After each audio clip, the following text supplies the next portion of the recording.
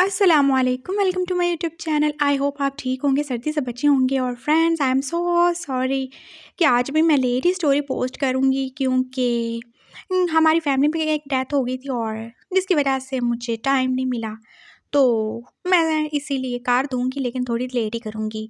तो आप लोग प्लीज़ माइंड मत कीजिएगा, मैं भी तो आपकी तरह इंसान हूँ, मुझे भी थोड़े से प्रॉब्लम्स, बल्कि थोड़े नहीं कुछ ज़्यादा ही प्रॉब्लम्स होते रहते हैं। तो चलें हम आर्टलेस के नेक्स्ट पार्ट की तरफ चलते हैं। और आप लोगों के लिए मैं इसका हैप्पी एंडिंग करूँगी। वैसे हैप्पी एंडिंग ये स्टोरी डिज़र्व नहीं करती। और स्टोरी पसंद आए तो लाइक और कमेंट कर दीजिएगा, नहीं पसंद आए तो हेट कमेंट मत कीजिएगा। और thank you so much new story को सपोर्ट करने के लिए। और जो भी आपकी कन्फ्यूजन्स हैं वो नेक्स्ट पार्ट्स में क्लियर हो जाएंगी। तो चलें हमारी स्टोरी की तरफ चलते हैं। विंग जो के अपने बच्चे को खोने के बाद तो हाथ से ज़्यादा ही टूट चुका था। हाँ, ये सच था कि उसे अपने किसी भी बच्चे से कोई प्यार नहीं था, और क्यों ही होता। जो कुछ उनके बाप ने उसके साथ किया था वो भला कैसे ही उनसे प्यार कर सकता था। लेकिन उसने ये कभी नहीं सोचा था कि ऐसे उसका मासूम सा बच्चा पैदा होने के बाद कुछ ही टाइम बाद ऐसे दुनिया से ही चला जाएगा। और उसे बहुत ज़्यादा ही अफसोस था, काश वो उसके लिए कुछ कर लेता। और ये अफसोस तो आप सारी ज़िंदगी उसके साथ ही रहने वाला था। और आज 2 महीने गुजरने के बाद भी वो इस गम से बाहर नहीं आ पाया था। वांगजी जानता था कि वो दुखी है, इसलिए वो भी अब ज़्यादा उससे टॉर्चर या प्रेशराइज नहीं करता था किसी भी बात के लिए। और वांगजी खुद भी तो टूट ही चुका था। उसका गुरूर जैसे आधा तो मार ही चुका था। उसने क्या ही सोचा था कि इन बच्चों के ज़रिए वो वीन को बहुत ज़्यादा मेंटली टॉर्चर करेगा, उसे नीचा दिखाएगा। लेकिन क्या ही हो गया था, उसका एक बच्चा जो कि बेटा था वो तो दुनिया में आते ही चला गया था। और बेटी, वो भी बेचारी माँ बाप के होते हुए भी जैसे लावारिस थी। वांगजी कितना ही करता लेकिन जो प्यार उसे माँ से मिलना चाहिए था वो आज तक नहीं मिला था। हाँ, वांगजी ज़बरदस्ती विंग को ब्लैकमेल करके टॉर्चर करवा के उससे बच्ची को फीड ज़रूर करवा लेता था, लेकिन इससे ज़्यादा कुछ भी नहीं। विंग के लिए वो कोई भी नहीं थी और ना ही उसे अपनी बच्ची से कोई खास प्यार था। वो रोती रही और रो रो के खुद ही चुप कर जाएगी। विंग कभी नहीं पूछेगा उसे, वो ऐसे ही उसके पास पास बेजान लाश की तरह बैठा ही रहेगा।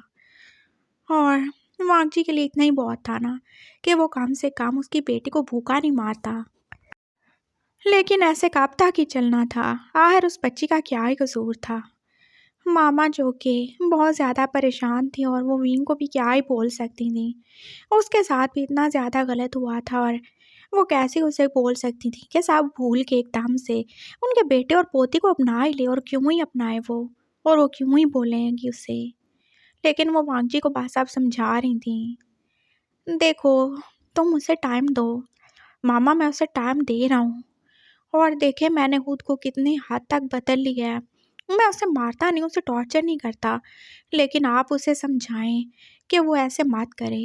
वो मासूम है और आप जानती हैं उसे कोई भी मैं सीरियल दे लूँ उसे कुछ भी अच्छा नहीं लगता। मैंने कितने ही ब्रांडेड मिल्क ट्राई की है ना उसके लिए, आपने देखा था ना वो कैसे बीमार हो जाती है, उसे कुछ भी सूट नहीं करता। अगर वो ऐसे ही रहा तो मेरी बच्ची तो भूख से ही मर जाएगी। वांगजी के दिल में अपनी बेटी के लिए बहुत ज़्यादा ही दर्द था।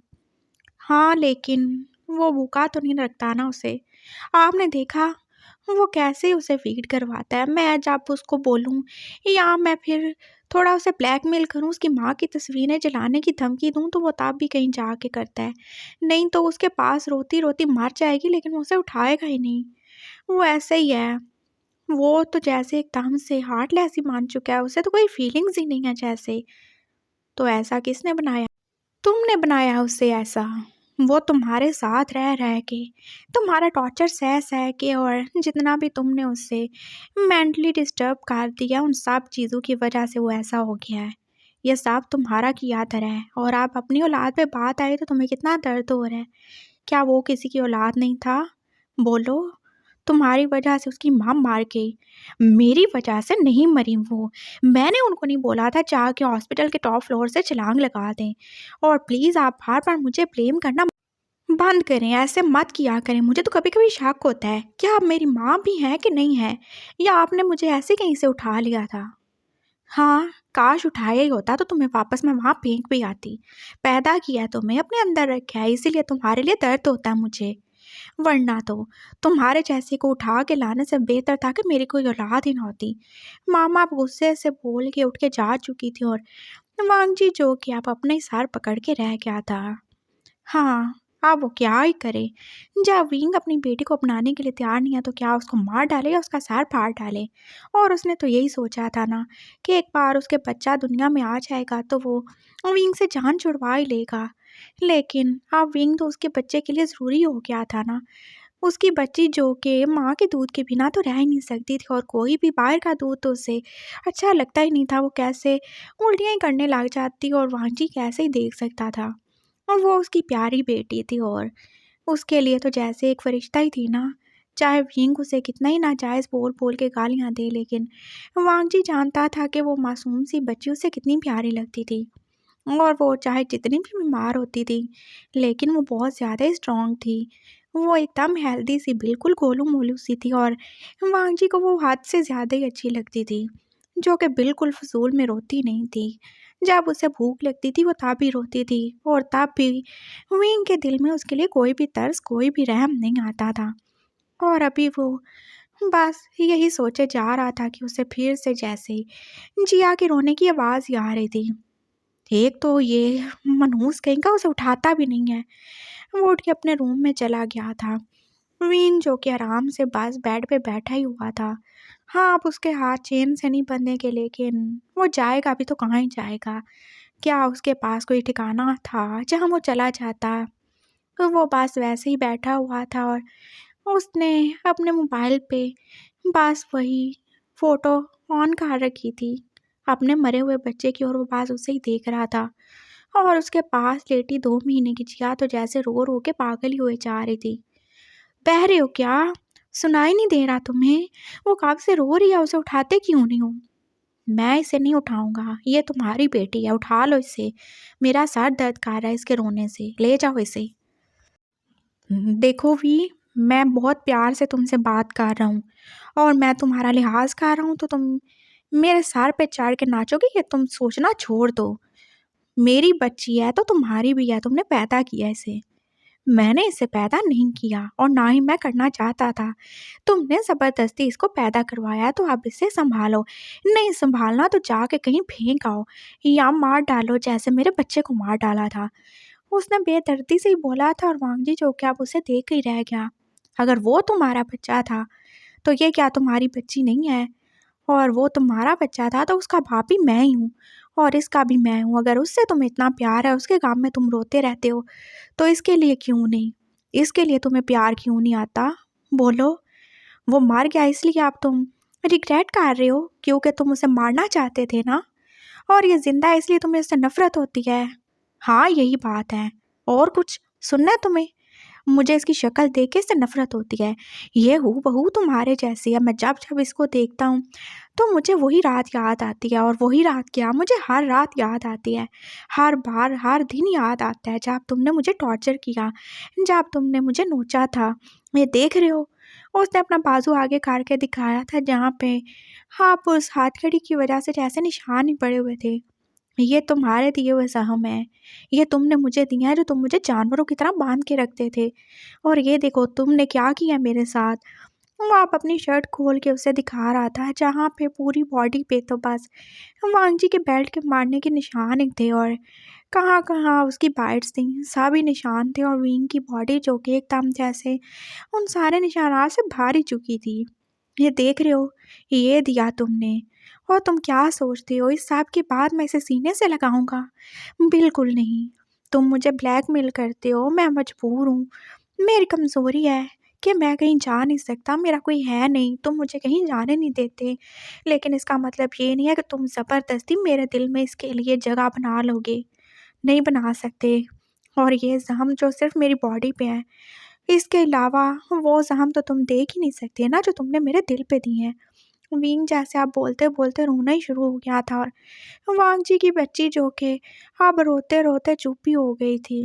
और वो रो रो के बेचारी अब कैसे मुश्किल से सांस ले रही थी और वांगजी की आंखों में भी आंसू आ गए। उसने एकदम से उसे उठा लिया और वो तो जैसे उसे अब चूमने ही लग गया था। बेटा चुप हो जाओ, तुम्हारी माँ के दिल में तुम्हारे लिए कोई रहम नहीं है। हाँ चुप हो जाओ, नहीं तो मर जाओ, क्योंकि मेरे दिल में कभी तुम्हारे लिए कोई फीलिंग्स नहीं आएंगी। और तुम्हारा बाप क्या सोचता है? क्या सोचता है ये कि मैं तुम्हें अपना लूंगा, तुमसे प्यार करूंगा? तो ये उसकी गलत फहमी है। और विंग ने बच्ची की तरफ बिना देखे ही रोते हुए बोला था और वो दोबारा से अपने बेटे की तस्वीर देखने में फिर से बिजी हो गया था, जैसे वांगजी और जिया तो यहाँ पे हैं ही नहीं। और अब वांगजी की तो बासी हो चुकी थी। हाँ मुकाब से तो अच्छा बन रहा था, लेकिन वी जो के उसके अच्छा होने का कोई भी अच्छा रिस्पॉन्स नहीं दे रहा था। वो बस आप आगे गया था और उसने एकदम से जैसे विंग के हाथ से मोबाइल ले के बेड पे फेंक दिया था। मैं तुम्हारा ये मोबाइल तोड़ डालूंगा और ये जो इसमें बच्चे की तस्वीर है ये भी हमेशा के लिए ख़त्म हो जाएगी। फिर तुम उसे कभी नहीं देख सकोगे। ये पकड़ो, इससे फीड करवाओ और अब इसकी अगर आवाज़ आई तो ना तुम्हारी माँ की तस्वीरें रहेंगी, ना ये मोबाइल रहेगा और ना ही तुम्हारे उस मरे हुए बच्चे की आखिरी याद। समझ गए तुम? उसने एकदम से जैसे जिया को उसकी गोद में दिया था और विंग जो क्या आप उसकी तरफ रोते हुए देख रहा था। तुम जानवर हो। हाँ हूँ मैं जानवर, और तुम मुझे ऐसा बनने पे मजबूर कर रहे हो। मैंने तुमसे प्यार से बोला ना इसे फीड करवाओ, लेकिन तुम्हें तो असर ही नहीं हो रहा। अपनी हालत चाहे खराब हो जाएगी, मर जाओगे तुम, लेकिन मेरी बच्ची को भूखा ही रखोगे। वांगजी ने उसकी तरफ देखा था जिसकी शर्ट धूत दी भीग ही चुकी थी और अब चाहे वो उसे कितना ही पेन दे, लेकिन उससे फीड तो करवाना ही था। और फिर वह वांगजी की चुपचाप बात मान ही रहा था। बेटर, ऐसे ही करना चाहिए तुम्हें। जब बाद में बात माननी होती है तो पहले इतने नखरे भी मत दिखाना। वो अब चुपचाप वहाँ पे बैठ चुका था और फिर जिया जो कि आप दूध पीने के बाद सो ही गई थी और उसने जिया को लेने के लिए हाथ बढ़ाया था और विंग ने पास उसे दे भी दिया था और उसने देखा था विंग तो कितना ज़्यादा ही गर्म हो रहा था। क्या हुआ तुम्हें? इतने ज़्यादा बीमार क्यों लग रहे हो? कुछ नहीं, जाओ यहाँ से। विंग ने बस आंखें ही बंद की थी और उसकी आंखें जो कि रेड ही हो रही थी और वांजी जो थोड़ा उसके और ही करीब हुआ था और उसने फील कर लिया था विंग को क्या ही हुआ है। ओह, तो ये हुआ है, लेकिन क्या कर सकते हैं। ठीक है, ऐसे ही रहो, दर्द में रहो, पेन में रहो, मुझे क्या। वह अब दूर हुआ था और उसे पता था विंग जो कि अब अपनी हीट में है वो ज़रूर ही उससे रिक्वेस्ट करेगा और ऐसा ही तो होता था। चाहे वो कितना भी उससे नफरत करे, लेकिन उससे अपना पेन बिल्कुल बर्दाश्त नहीं होता था और जब भी वो हीट में होता था उसे वांगी चाहिए ही होता था। लेकिन आज वो जैसे नहरे खा रहा था और वो चुपचाप लेट ही गया था और वो सच में पेन में ही था। उसे अपने बच्चे के जाने का पेन था, वांजी के बुरा होने का पेन था, अपनी बेटी जो कि वांजी जैसी थी उससे नफरत करने का दर्द था और तभी हीट का भी दर्द उससे शुरू होने ही वाला था। और वांगजी जो कि उसे बिल्कुल कोई मेडिसिन नहीं ला के देता था और उसका यही मानना था कि जब उसका हस्बैंड उसके पास है तो उसे किसी भी सप्रेसेंट की क्या ही ज़रूरत है और उससे अच्छा लगता था विंग का रोना, उसका रिक्वेस्ट करके अपने पास उसे बुलाना। और वो यही तो चाहता था, कभी कभी सही, चाहे 3 महीने बाद ही सही, लेकिन विंग एक बार तो उसे अपने पास बुलाता ही था और ये उसे अच्छा लगता था। और अब भी यही होने वाला था ना। वो बस लेट गया था और विंग जो कि अब दर्द को बर्दाश्त ही कर रहा था। वो रो भी रहा था, उसे बिल्कुल बर्दाश्त नहीं हो रहा था और वांग जी जो क्या अब उठ के दरवाज़ा ही लॉक करने चला गया। मेरे पास आने की कोई ज़रूरत नहीं है, नहीं चाहिए मुझे तुम। मैं कर लूँगा बर्दाश्त इस पेन को, तुम मुझे कोई मेडिसिन, कोई सप्रेसेंट नहीं ला के देते। तुम जानवर हो, तुम मेरा फ़ायदा उठाना चाहते हो बस। वो बोल रहा था और रो भी रहा था और वांगजी जो क्या आहिस्ता आहिस्ता अपना कोट और शर्ट उतार के उसके करीब ही आ चुका था। चुप हो जाओ तुम, मामा आ जाएंगी। हाँ आने दो, उन्हें भी पता चलना चाहिए, इनफैक्ट उन्हें तो सब पता ही है ना। वही जो के रोए जा रहा था और वांग जी जो कि अब अपनी शर्ट और बाकी सब भी उतार ही चुका था और अब वो विंग के साथ इंटीमेट होना ही चाहता था। हाँ, कितना टाइम हो चुका था और प्रेगनेंसी से लेके आज तक वो विंग के करीब नहीं हुआ था, लेकिन अब तो विंग को उसकी ज़रूरत थी और अच्छा हस्बैंड तो यही करता है ना, उसने बस यही बोला था। विंग जो कि मज़ीद अब उसके करीब होना नहीं चाहता था, उसे मज़ीद कोई बच्चे नहीं चाहिए और उसे पता था अगर वांग जी दोबारा से उसके करीब हुआ तो वो ज़रूर ही प्रेग्नेंट हो जाएगा, लेकिन नहीं, और नहीं चाहिए उसे। वो जैसे वांग जी को दूर हटाना चाहता था, लेकिन वो जैसे अब खुद भी बेबस हो चुका था और उसने सरेंडर कर ही दिया था। वो बस अपने बेड की चादर को जैसे अपने दोनों हाथों से पकड़े हुए अपने पेन को बर्दाश्त ही कर रहा था। वांग जी को एकदम ही जाने क्यों विंग पे प्यार ही आ गया। क्यों कर रहे हो? नहीं करो ना, हस्बैंड हो तुम्हारा, ऐसे तुम्हें दर्द में नहीं देख सकता। इससे ज़्यादा पेन तुम मुझे कई बार दे चुके हो, विंग रोते हुए बोला था। और वांग जी ने एकदम से जैसे उसे आगे काट लिया था, अब वो उसे किस कर रहा था। विंग ने थोड़ा रेजिस्ट किया था, लेकिन फिलहाल कोई फ़ायदा नहीं था रेजिस्टेंस का और वांग जी जो कि थोड़ा किस करने के बाद रुक ही गया था। उसने विंग की तरफ देखा, वो कैसे अपने दर्द को कंट्रोल कर रहा था। अगर तुम मुझे किस नहीं करोगे तो मैं यहीं रुक जाऊंगा, ठीक है? फिर ऐसे ही दर्द में तड़पते रहना, मर जाना फिर ऐसे ही। मैं तुम्हें किस नहीं करूंगा, ठीक है? नहीं करो, मुझे क्या, मैं जा रहा हूँ। वैसे भी मुझे बहुत मिल जाएंगे या मिल जाएंगी, मुझे कोई ज़रूरत भी नहीं है तुम्हारी, जा रहा हूँ मैं। वो एकदम से उठने ही लगा था और फिर विंग ने दोबारा उसे पकड़ लिया था और आप उसे ना चाहते हुए भी वांग जी की बात माननी थी और वो उसे किस बैग कर ही रहा था और वांग जी के होंठों पे स्माइल आ गई।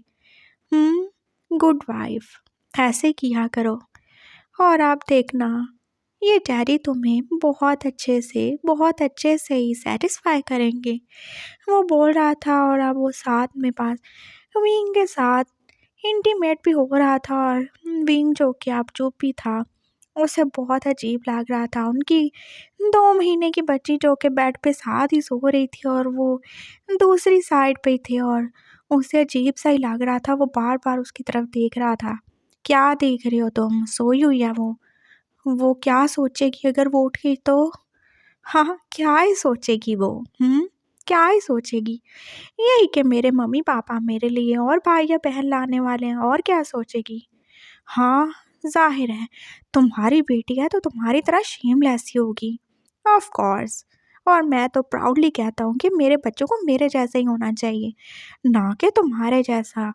वैसे ही बोलते-बोलते अब उसके साथ बिज़ी था और फिर विंग जो कि अब डन हो ही चुका था और वांग जी ने एकदम जैसे उसकी नज़रों में फिर से डर ही देखा था।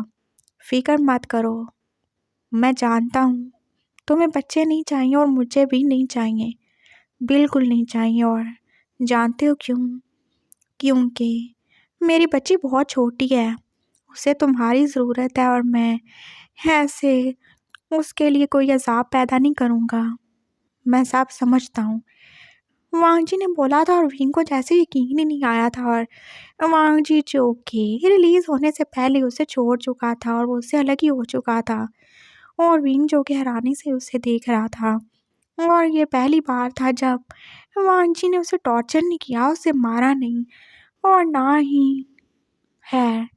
अब जो होना था वो तो हो ही चुका था। वांग जी अब खुद ही विंग को उठा के उसे बात देने भी चला गया था और ये एक दूसरा ही शौक था। वांग जी इतना अच्छा क्यों ही बन रहा है, विंग को पता था, ताकि वो उसकी बच्ची के साथ अच्छा रहे, इसीलिए वो उसे वापस बेड पे ला चुका था। और हाँ, वो 3 दिन के लिए बस उसके लिए रिजर्व रहने वाला था। हाँ, जब तक वो ठीक नहीं हो जाता। 1 हफ्ता गुजर चुका था। विंग जो कि अब पहले से बेहतर ही था और फिर वांग जी जो कि आज ऑफिस से थोड़ा लेट ही आया था। जिया जो कि सो ही रही थी और मीन जो कि हाँ वही उसका काम था, अपने बेटे की बस तस्वीरें देखे जा रहा था। आज रेडी रहना, हमें कहीं जाना है। मुझे कहीं नहीं जाना, मैंने तुमसे पूछा नहीं है, तुम्हें बताया है कि हमें जाना है। मेरे बिजनेस सर्कल में एक बहुत बड़ी पार्टी है और वहाँ पे बहुत से बिजनेसमैन आ रहे हैं अपनी फैमिलीज़ के साथ। तो तुम भी चल रहे हो। मैं तुम्हारी फैमिली नहीं हूँ। ओके, मत होना, लेकिन दुनिया की नज़र में हो। तो तुम चलने के लिए रेडी हो जाओ। इनफैक्ट कोई ज़रूरत नहीं है रेडी होने की, मैं तुम्हें हुड रेडी करवा लूँगा। और इसका क्या? उसने जिया की तरफ देखा था जो कि मज़े से खेल ही रही थी। हाँ, ये मामा के पास रहेगी, वो इसे संभाल लेंगी। और तुम्हें आज इसकी फ़िक्र कैसे हो गई? मुझे इसकी कोई फ़िक्र नहीं है, मैंने वैसे ही पूछ लिया। वी ने बस जल्दी से बोला था और वो नहीं चाहता था कि वांजी देख ले कि उसे सच में एकदम से उस छोटी बच्ची की फ़िक्र ही हुई है। तो जिया की मामा उसे फ़ीड करवा के जाएंगी और उसे अच्छे तरीके से सुला के जाओगे तुम। समझ गए तुम? और हाँ, उस बैग में मैं तुम्हारे लिए सूट लाया हूँ, पहन के रेडी हो जाना। ठीक रात के 8 बजे निकलेंगे हम। वो उसे ऑर्डर दे के अब बाहर ही जा चुका था और मीन जो कि अब उस बच्ची की तरफ देख ही रहा था। हाँ, चलो, तुम्हारे बाप ने ऑर्डर दे दिया है तो अब करना तो पड़ेगा ही, नहीं तो वो मेरे बच्चे की तस्वीरें मुझसे छीन लेगा। उसने प्यार से अपने बच्चे की तस्वीर को किस किया था और अब वो जिया को लेके बैठ ही गया था। हाँ, तुम्हारा बाप मेरा खून चूसता है और तुम मेरे अंदर से सारा दूध चूस लो, मनहूस कहेंगे। वो बस उसे अब सुला के उठ के रेडी होने जा रहा था और वो अब बिल्कुल रेडी था। वो आईने के सामने खड़ा होके खुद को देखे जा रहा था और कितने टाइम के बाद ही, हाँ, कितने टाइम के बाद ही वो खुद को देख रहा था। कुछ भी तो नहीं बदला था। हाँ, उसका चेहरा जो कि आज भी पहले की तरह ही था, लेकिन उसकी बॉडी और उसकी सोल जो कि दोनों ही आपस दागदारी हो चुकी थी, जहाँ पे पास हम ही थे वांगजी के दिए हुए। और वो खुद को देख रहा था और उसे पता था वांगजी की बात मानने में उसका फ़ायदा है। वहाँ पास खुद को हल्का हल्का मेकअप भी खा ही चुका था और वांगजी जो कि एकदम से अब रूम के अंदर ही आया था और वो जैसे इतने टाइम के बाद आप विंग को देखते ही रुक ही गया था। वो आगे बढ़ता आ रहा था और उसने जाके उसे पीछे से हाथ ही काट लिया। तुम सच में बहुत अच्छे लग रहे हो, ऐसे ही क्यों नहीं रहते? किसके लिए रहूं मैं? मेरे लिए और किसके लिए? अच्छा, तो क्या जानवरों को, भेड़ बकरियों को साथ समझ कर रहना चाहिए अपने मालिकों के लिए? उसने बोला था और वांगजी जो कि एकदम रोमांटिक ही होने लगा था पीछे ही हो गया। तुम कोई जानवर नहीं हो, ना ही कोई भेड़ बकरी हो, समझ गए तुम? मेरी वाइफ हो, मेरे बच्चों की माँ हो। हाँ, जिसे तुमने खरीदा था, जिसके लिए तुमने सौदेबाजी की, जिसका तुमने रेप किया। बस बहुत हो गया। तुम मेरी वाइफ हो, मेरे बच्चों की माँ हो, बस यही याद रखो। और हाँ, ज़्यादा भी ज़ुबान चलाने की ज़रूरत नहीं है। ये लो। उसने एकदम से अपनी पॉकेट से कुछ निकाल के विंग के हाथ पे ही बांध दिया था। ये क्या है? देख नहीं रहे तुम? ब्रेसलेट है, तुम्हारे लिए लाया हूँ। एकदम प्योर गोल्ड से बना हुआ है। और हाँ, इसमें कुछ और भी है, देखना चाहोगे? उसने एकदम वो ब्रेसलेट खोल के दिखाया था और उसमें जैसे छोटी सी वायर ही थी। ये किस लिए? ऑफ कोर्स, प्रोटेक्शन के लिए। तुम्हारी नहीं, मेरी और मेरी बच्ची की। ये तुम पहन के रखोगे और अगर तुम मुझसे दूर हुए या फिर किसी के साथ ज़्यादा फ्री होने की कोशिश की वहाँ पे पार्टी में, तो जानती हो क्या होगा? उसने अपनी पॉकेट से एक छोटा सा रिमोट ही निकाला था और उसका बटन दबा दिया था और विंग को एकदम से जैसे शॉक लगा था। वो उछल ही तो पड़ा था। हाँ, यही होगा। तो ये अभी बहुत कम वॉट का झटका था। अगर मेरा दिल करेगा तो मैं इसको बढ़ा भी दूंगा।